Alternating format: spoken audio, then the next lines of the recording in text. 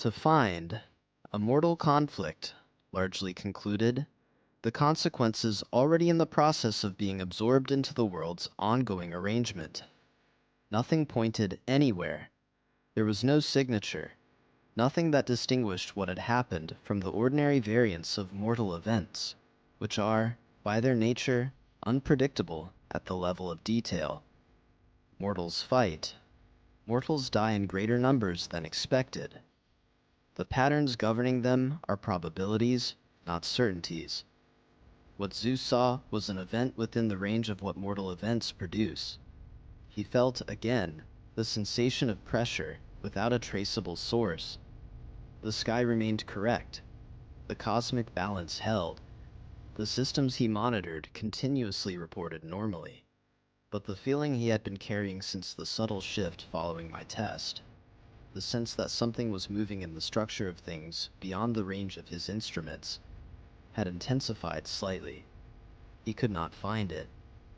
Poseidon felt the coastal conflict in the sea currents before the information reached Olympus. Water carries the consequences of mortal events the way it carries sediment, not immediately, but completely, without filtering out anything that does not seem important. The dead from that battle had weighted the currents near the shore with the particular density of rapid mass transition, and Poseidon, who reads deep water the way most gods read speech, had felt it within hours. He remembered the current shift near the underworld boundary. He did not assume a connection. Poseidon is too careful for assumption. But he added the proximity to his ledger, the timing of the coastal battle relative to the earlier shift, the geographical relationship between the conflict's location, and the channels that run between the ocean floor and my realm's boundaries, the quality of what the current carried, and what that quality suggested about its origin. He was building a picture, not yet complete, not yet close enough to complete to act on, but the pieces were accumulating in the private accounting of a god who has spent centuries keeping records that no one else knows exist, and the picture they were forming had a shape that he recognized from his experience of the sea. When something is moving in deep water, you cannot see it directly. You feel its displacement. You read the currents it alters as it passes. You build a reconstruction of its shape from the evidence it leaves in the medium through which it moves. And eventually, if you are patient and attentive and skilled in the reading of these things, you know what is moving, even though you have never seen it directly. He was not there yet, but he was paying closer attention than he had been before. Athena saw the pattern immediately. I am certain of this, not because she communicated it, but because she is constitutionally incapable of not seeing what is there to see, and what was there to see was not complex. She had told me how the system works. She had watched me deploy what she told me against exactly the conditions she described. The recognition would have been instant. She said nothing. She watched Zeus search for the source and find only the visible surface of what had happened. She observed his response, careful, systematic, inconclusive, and she filed the result in the same archive where she files everything, accurately, completely, without the distortion of any feeling about it. For Athena, this is not yet a conflict.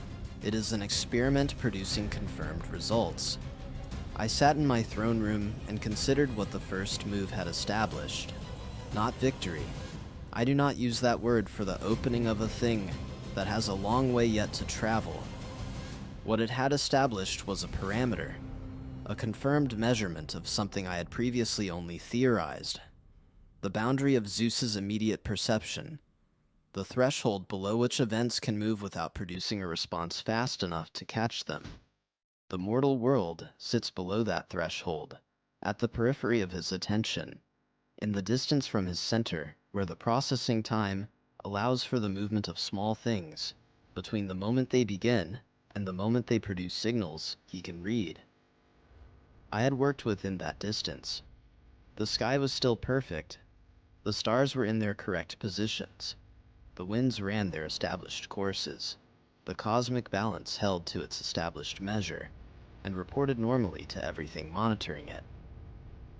Zeus stood at the center of his domain, and looked at a world that appeared exactly as he had built it to appear. But the world beneath the sky had begun to move, quietly, without announcement, in the deep places where pressure accumulates before it surfaces, where changes begin long before anyone watching the horizon sees them coming. The first pressure had been applied. It would not be the last. Athena's words stayed with me longer than most things do. That is not a common experience. I am not a god who returns repeatedly to the thoughts of others. I have my own, and I have learned to trust them, and I have governed this kingdom long enough that most counsel offered from outside, it tells me less than what the kingdom itself reveals. But she had said something at the boundary that continued to develop after the conversation ended. The way a stone dropped into deep water continues to descend long after the surface has closed over it. Zeus is strongest when responding to a single pressure. I had understood this intellectually when she said it.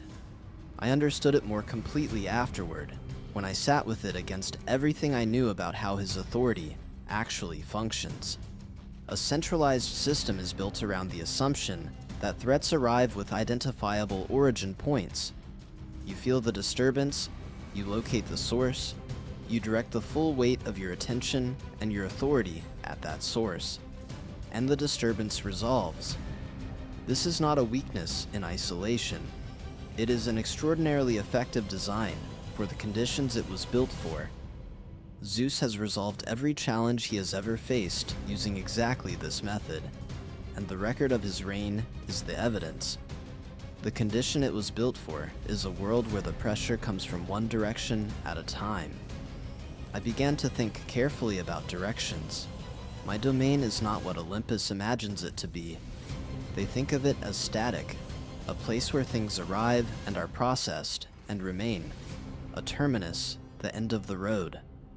What they do not think about, because they have no reason to and no experience that would lead them there, is that the relationship between my kingdom and the living world is not a one-way passage. The dead arrive here, carrying everything that ended. But the rate at which they arrive, the timing of their transitions, the particular clustering of departures in this region or that season, these are not fixed. They are conditions. And conditions, like everything else in the structure of existence, have a degree of variability built into them. I do not cause death. I want to be precise about this because precision matters, and because the story Olympus tells about me is already imprecise enough without my adding to its inaccuracies. I do not cause death. I receive it. I govern its processing and ensure that what arrives is handled with the order and judgment that the dead deserve and the living world requires for its own stability. But the living world sends me signals through what it produces, and I can, within the margins built into the structure of things, respond to those signals by adjusting the timing of what flows between worlds. I adjusted. There was a conflict between two mortal kingdoms on a coastal plain that had been building toward resolution for several seasons. The causes were the ordinary ones: resources, borders, the accumulated pride of rulers who had both inherited the belief that accommodation was indistinguishable from defeat. The conflict was going to happen. I did not create it. I simply allowed it to arrive at its conclusion, slightly ahead of the schedule that the natural progression of events had established, accelerating the transition by a degree that was measurable in the deep records of my kingdom, but invisible to anything monitoring the surface of the world. The battle was larger than expected, faster, the mortality rate higher than the patterns of that region and those armies would have predicted. I received what came, as I always receive what comes, and I watched the ripple move upward. The mortal world noticed first, which is how it always works. Mortals do not understand the structure of what they feel, but they feel it accurately. The sudden weight of a conflict that moved faster than anyone had prepared for. the prayers that followed from it, the particular quality of loss that concentrates in the aftermath of something that exceeded its anticipated scope. The prayers rose. They always rise. The mortal world is in constant communication with the Divine One through the medium of need, and need, when it intensifies suddenly, produces signals. Zeus monitors the mortal world.